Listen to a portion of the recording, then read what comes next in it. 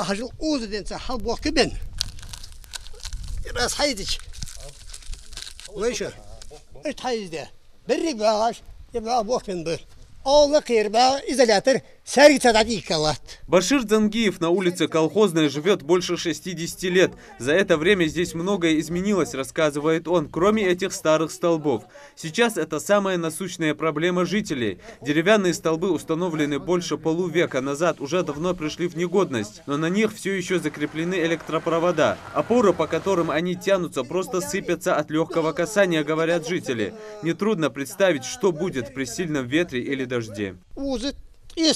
بيرهنداتن بيرج دو سين جوش ده بيرج لوزيش قمدي بيري يبقى صوتو توز متجات اترافيس جات ياش كسبيو سي اكشا ايتا ترافيس ازي ايتا حقيقي ايتا ازي حتى اخبها حال ترافيس ايتا يرسم حال باكي حيز ازي وش جات وش ريمونتالات نخ صنع بختاب قشع بختاب На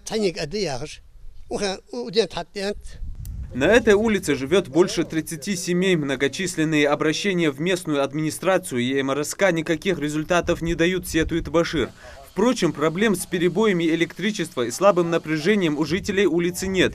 Но радости от этого все равно мало. А ведь платежи за электричество они оплачивают вовремя, говорят жители. У соседей Башира такая же проблема. Чтобы эти столбы совсем не рухнули, они частенько ставят к ним опоры.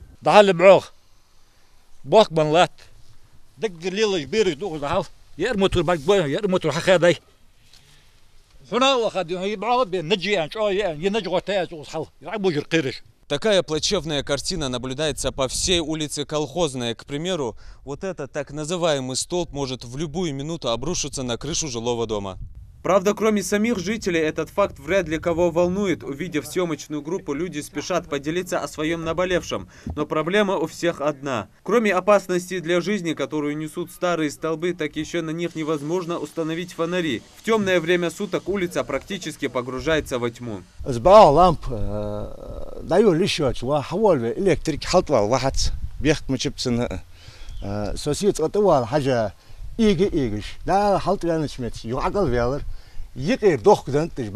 Почему линию электропередач не перекладывают на уже установленные новые столбы, а жизни местных жителей подвергаются опасности? За ответами на эти вопросы мы обратились в местную администрацию, глава которой рассказал, что по этому поводу в разные инстанции было направлено несколько десятков писем.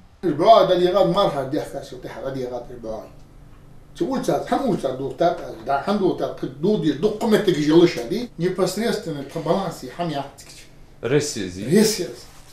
МРСК, он переименовать Мадиадиса. Ишбыцин ответственный барш. Света ахшайдер ишбы. Трансформатор обслуживает ишбы. Если жители заверили, что за электричество и газ они платят в срок, то у главы администрации на этот счет совсем другое видение, документальное. Колхозная стоит 9527 рублей. Так колхозная 4 Белхороев 3800, нет, 38 латцин за должность. Так или иначе, главный вопрос остается открытым и требует немедленного решения, пока никто не пострадал. Юсуп Гелесханов, Рамазан Зурабов, Новости 24.